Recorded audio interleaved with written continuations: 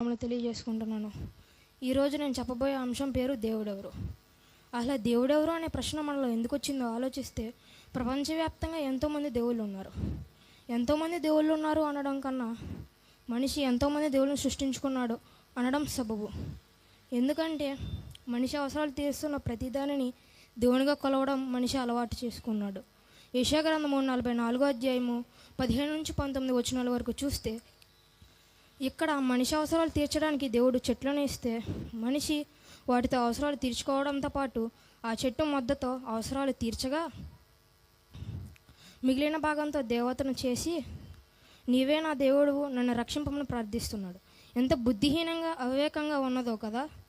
గాలిని చేయలేని మనిషి, నీటిని చేయలేని మనిషి, ప్రకృతిలో దేనిని చేయలేని మనిషి. అంతవరకు ఎందుకు, శరీరంలో ఒక అవయవం పోతేనే తిరిగి తెచ్చుకోలేని మనిషి దేవుడిని చేయగలడా? అసలు ఆ మనిషి తన చేతులతో చేసే అంత చిన్నవాడా దేవుడు? కాదండి. మనిషి చేసిన రూపం ఎప్పటికీ దేవుడు కాదు. మనిషిని సృష్టించిన సృష్టికర్త ఏకైక దేవుడు. ఆయనే మన ఆత్మలకు తండ్రి. ఈ విషయాన్ని చాలా స్పష్టంగా చెప్తుంది బైబిల్ గ్రంథం. యెషయా గ్రంథము 43వ అధ్యాయము 10వ వచనము. మళ్ళీ చెప్తున్నాను, యెషయా గ్రంథము 43వ అధ్యాయము 10వ వచనము. నాకు ముందుగా ఏ దేవుడు నిర్మింపబడలేదు, నా తర్వాతను ఏ దేవుడు ఉండడు. యెషయా గ్రంథము 44వ అధ్యాయము 6వ వచనము. మళ్ళీ చెప్తున్నాను, యెషయా గ్రంథము 44వ అధ్యాయము 6వ వచనము. నేను మొదటివాడను, కడపటివాడను, నేను తప్ప ఏ దేవుడునూ లేడు.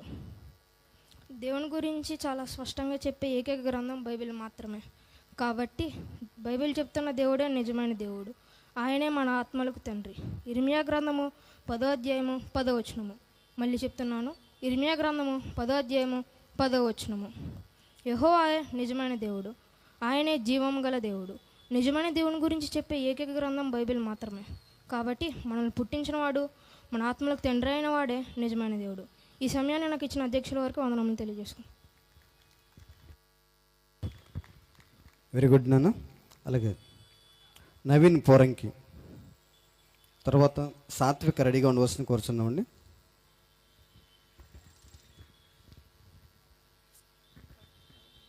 వివాదాస్పదమైన